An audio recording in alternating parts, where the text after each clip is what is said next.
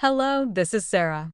My daughter said the party was canceled, but when I came to the restaurant, I found they were feasting at my expense, is the title of the tale I'm going to tell you today about Emily. Everyone, including my unfaithful ex, was present. Dad remarked, "He's like a son to us." I grabbed my present and departed without paying. All right, let's leave. At the age of 37, I find myself standing in front of my wardrobe, attempting to choose a suitable outfit for my parents' celebration of their 45th wedding anniversary. I'm Emily, and I can assure you that the past few months have been nothing short of terrible. 3 months ago, I finally got divorced from my cheating bastard of an ex-husband, and honestly, I'm still trying to piece my life back together. Let me give you some background here. I caught my husband with his mistress in our own damn bed after 15 years of marriage. This is what I get. But that wasn't even the worst part. The divorce proceedings were a nightmare that dragged on for months because he fought me over every single penny. He refused to do anything pre-trial, so we had to go through the whole court process. The guy had the audacity to refuse paying alimony for our 12-year-old daughter, Sarah. He even demanded a DNA test because he claimed I cheated on him. Me, the woman who stayed home, took care of his kid, and supported his career while he was out screwing around. The court ordered the DNA test, and surprise, surprise, Sarah is definitely his daughter. The judge ruled in my favor. We split everything 50-50, and now he pays good alimony for Sarah. After the divorce was finalized, I used my half of the assets to buy a nice apartment for me and Sarah. We needed a fresh start, away from all the memories of that toxic marriage. I put the remaining money in my savings account, and for the first time in years, I felt like I could breathe again. My parents, Linda and Robert, they knew everything that happened during the divorce. They saw me crying. They knew about the cheating. They watched me struggle through those awful months in court. So, you can imagine my shock when my mom casually mentioned at dinner last week that she wanted to invite my ex-husband to their anniversary party. Mom, absolutely not, I told her firmly. There's no way in hell he's coming to your party. She looked at me with those puppy dog eyes and said, "But Emily, we always had such a good relationship with him. He's been part of our family for so long. He stopped being part of our family the moment he decided to cheat on your daughter," I shot back. "I'm not sitting at the same table as that man." My dad chimed in, "Come on, Emily, can't we all just get along for one night?" I couldn't believe what I was hearing. These people watched me go through the worst time of my life, and they wanted to invite the guy who caused it all to their celebration. But I put my foot down hard, and they eventually agreed not to invite him. A few weeks ago, Mom asked me if I could help pay for the anniversary party. They wanted to have it at this really nice restaurant downtown with about 20 guests, including my older brother Mark, my sister Jessica, and their families, plus some close relatives and family friends. I had the money from the divorce settlement, so of course I said yes. I gave Mom enough cash to buy beautiful outfits for both her and Dad, and I gave her access to my account so she could book the restaurant and pay for everything. 2 weeks before the party, I called Mark and Jessica to meet at a coffee shop. I had this idea to pull our money together and buy Mom and Dad a really nice car as a surprise gift. I was thinking we could each chip in and get them that Honda they've been looking at, I said, stirring my latte. Mark immediately shook his head. "I don't have that kind of money right now, Em. Things are tight with the kids and all." Jessica nodded in agreement. "Same here. We already got them something nice, though." I was disappointed but not surprised. Mark works in finance, and Jessica's husband runs his own business. They're both doing well financially, but they've always been pretty tight with their money when it comes to family stuff. I accepted their decision and figured I'd just get something smaller instead. But that same evening, Mom called me up, and she was practically screaming with excitement. "Emily, I just talked to Mark, and he told me about the car. Oh my goodness, your father and I are so thrilled. We can't believe you want to do something so generous for us." My heart sank. I wanted to tell her that I had changed my mind, that Mark and Jessica had backed out, but she was so happy. I could hear Dad in the background asking what all the fuss was about, and then I heard him gasp when she told him. How could I crush their spirits like that? So, I did it. I went to the Honda dealership the next day and bought them the car. I put it in my name for insurance purposes and drove it over to their house a week before the party. When they saw me pull up in their driveway, they both started crying. Mom hugged me so tight, I thought she might break my ribs. You're such a good daughter, Dad said, wiping his eyes. We don't deserve you. Looking back now, those words feel pretty ironic. So, here I was this morning, getting ready for what I thought would be a beautiful celebration of my parents' 45 years together. I picked out this gorgeous blue dress that I'd been saving for a special occasion, did my hair, and even splurged on getting my nails done yesterday. I was just putting the finishing touches on my makeup when I heard the front door open. Sarah came running in, still wearing her bike helmet and looking out of breath. Mom, I just went to Grandma and Grandpa's house, she said, pulling off her helmet and shaking out her hair. Grandma asked me to tell you that the party isn't happening tonight. She said she's not feeling well. I stopped what I was doing and turned to face her. What do you mean the party isn't happening?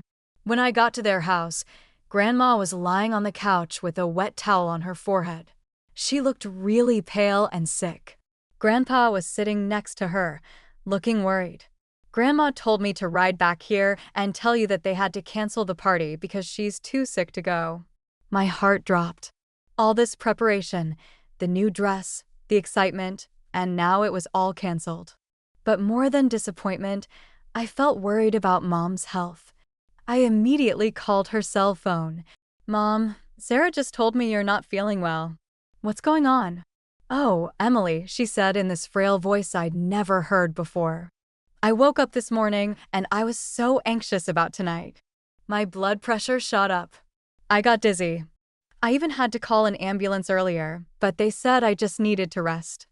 An ambulance? Mom, why didn't you call me? I didn't want to worry you, honey.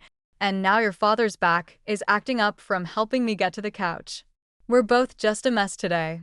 I'm so sorry about the party, but there's no way we can make it tonight. I could hear Dad groaning in the background, and Mom did sound genuinely sick. Do you want me to come over and help you with anything? I can bring some soup or help Dad with his back. No. Please don't worry about us. We just need to rest today.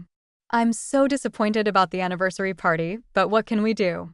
After I hung up, I sat on my bed, still in my beautiful blue dress, feeling deflated. Sarah came and sat next to me, and she looked just as disappointed as I felt. I really wanted to wear my new dress tonight, she said sadly. And I was looking forward to seeing everyone. I know, sweetheart. I was excited too, but Grandma and Grandpa's health is more important than a party.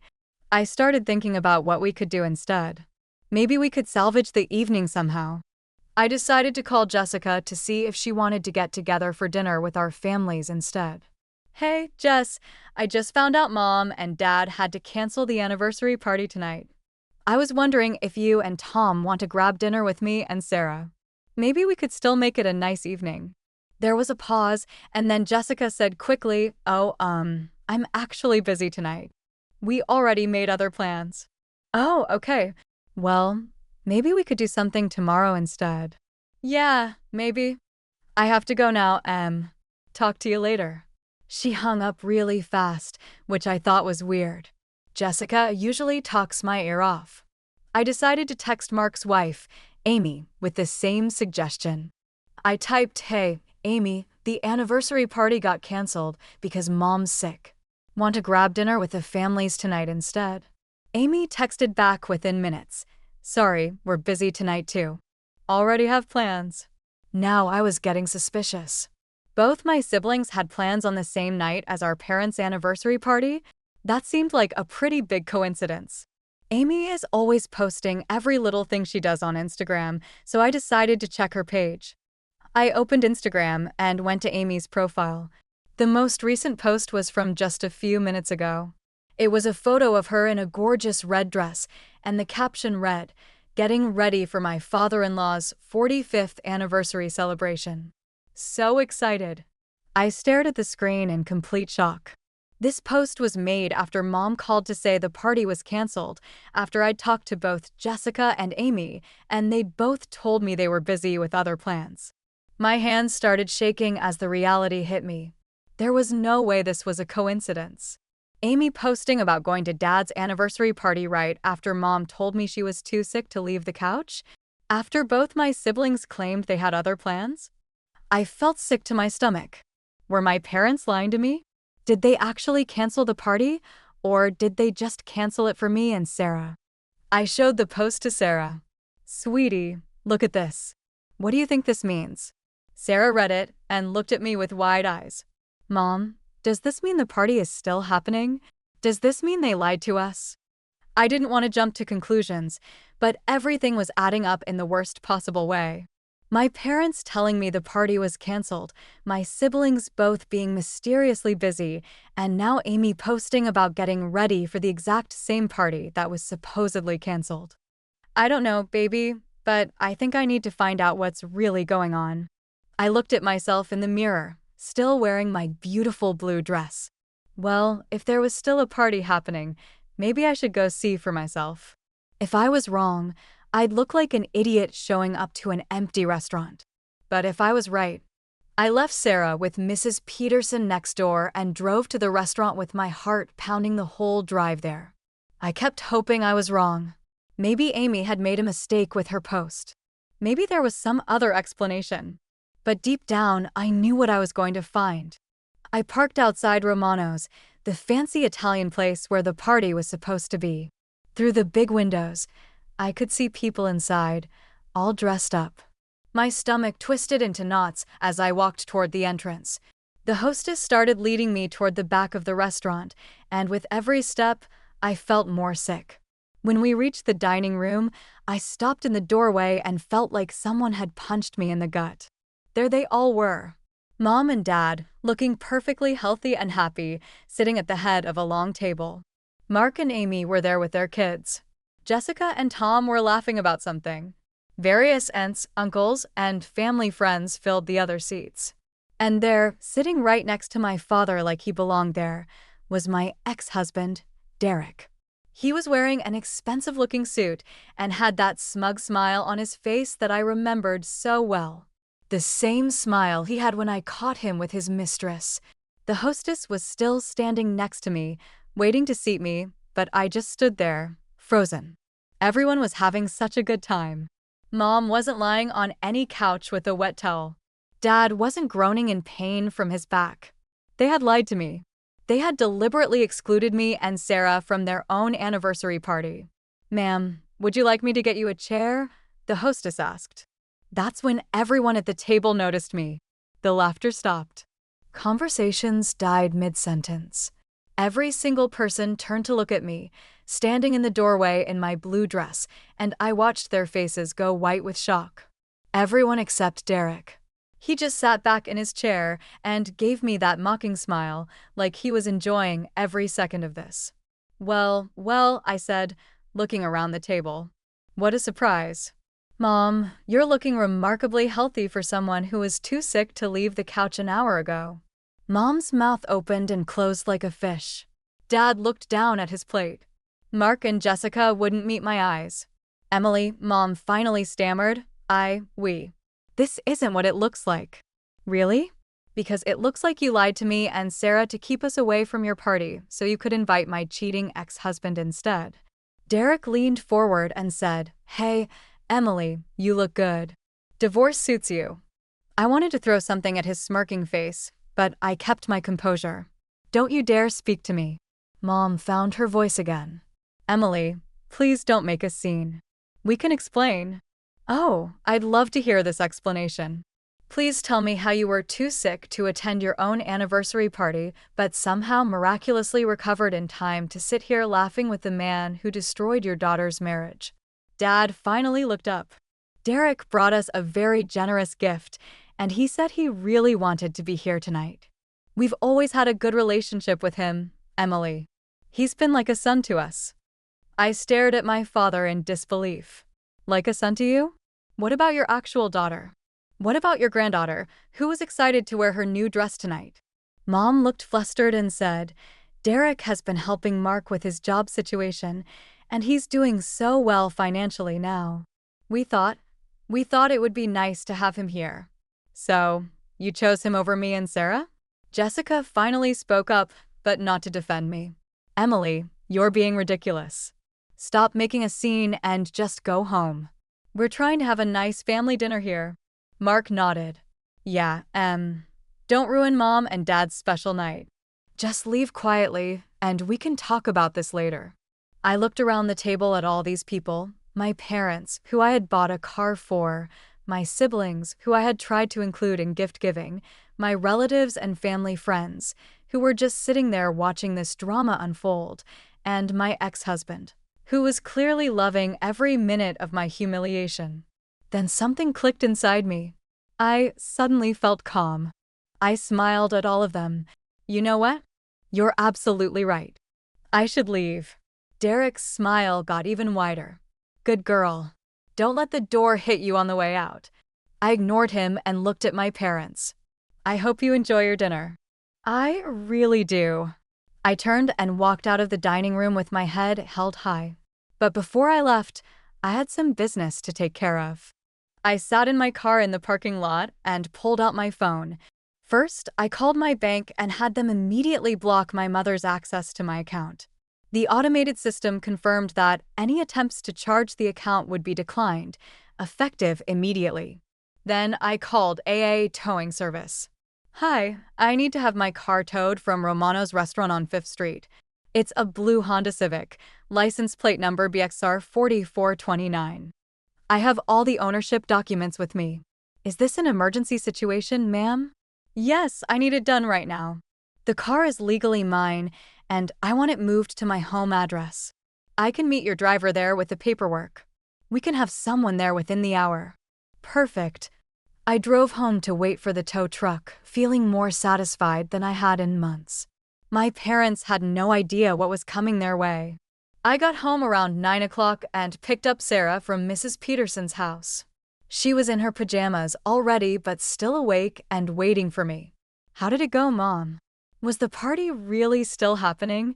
I sat down on the couch next to her and took a deep breath. Yeah, sweetie, the party was definitely still happening.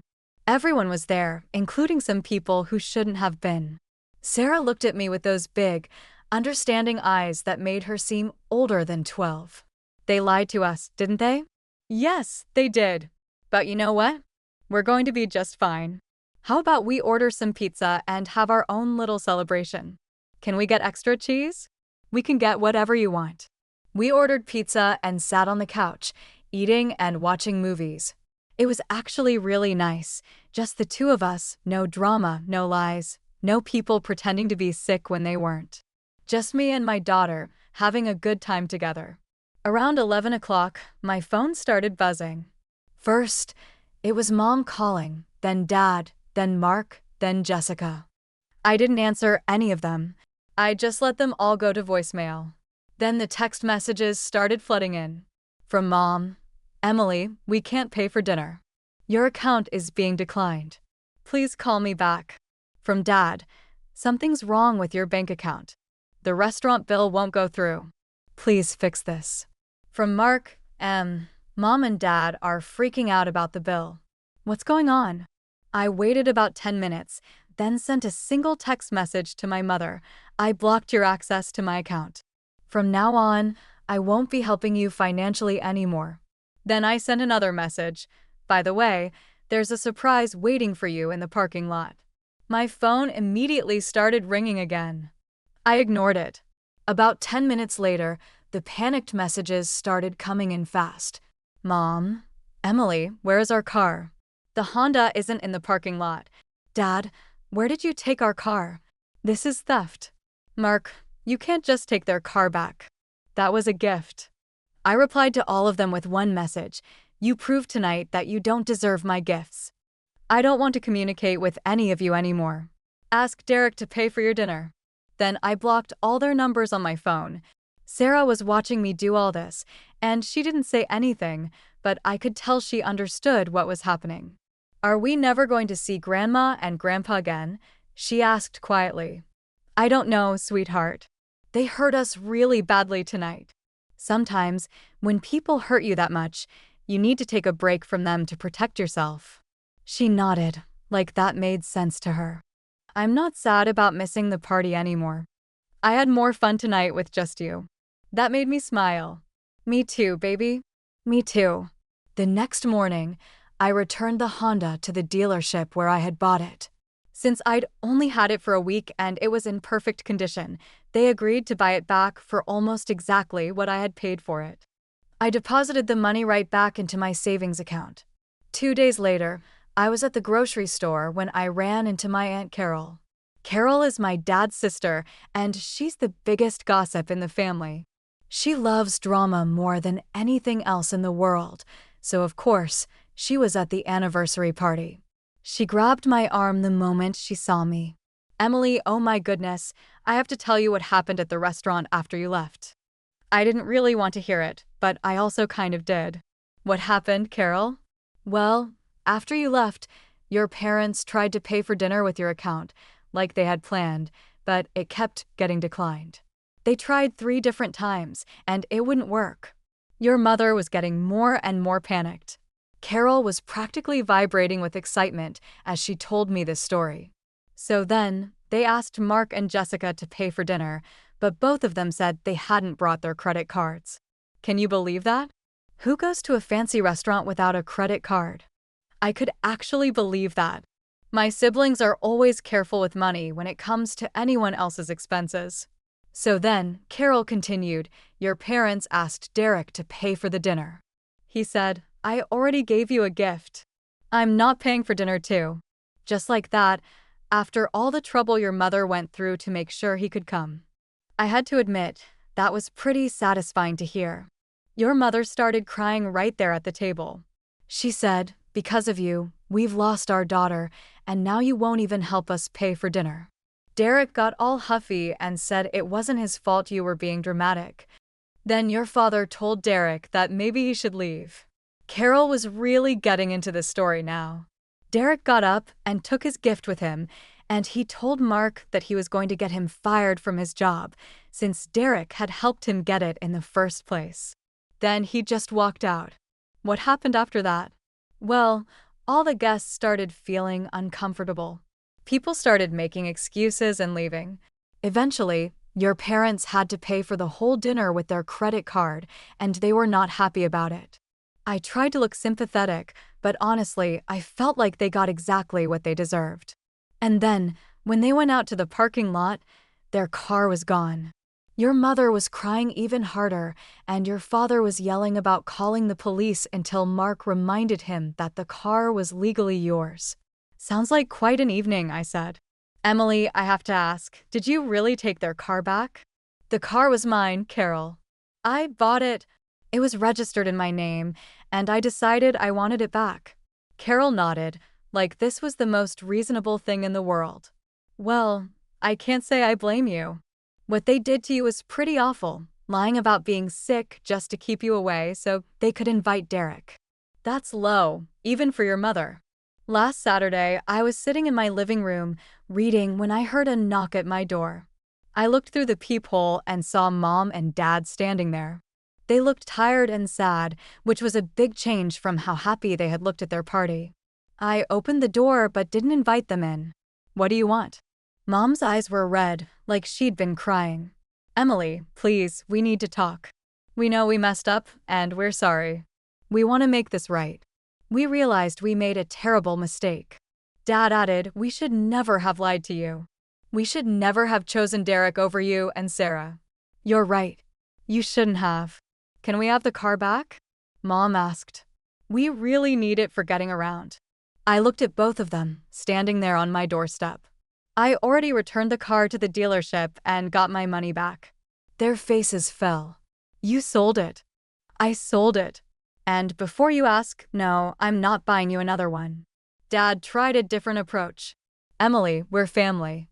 Families forgive each other. Can't we work this out? You know what, Dad? You're right that families should forgive each other. But families also shouldn't lie to each other. Families shouldn't choose the person who hurt their daughter over their own daughter. And families shouldn't exclude a 12-year-old girl from her grandparents' anniversary party. Mom started crying again. We know we were wrong. Please, just give us another chance. I need you both to leave now. I'm not ready to talk about this. They tried to argue a little more, but eventually, they left. Since then, they've been sending me messages from different phone numbers and email addresses, trying to get me to respond. Sometimes it's apologies, sometimes it's Mark or Jessica trying to convince me to forgive them. I don't answer any of them. I know they think I'm being too harsh. I know they want me to just get over it and go back to being the daughter who pays for their parties and buys them cars. But I can't do that anymore. They showed me exactly where I stand in their priorities. Sarah asks me sometimes if I think we'll ever talk to them again. I tell her I honestly don't know. Maybe someday I'll be ready to forgive them, but right now, I'm still too hurt and angry. They broke something between us that night.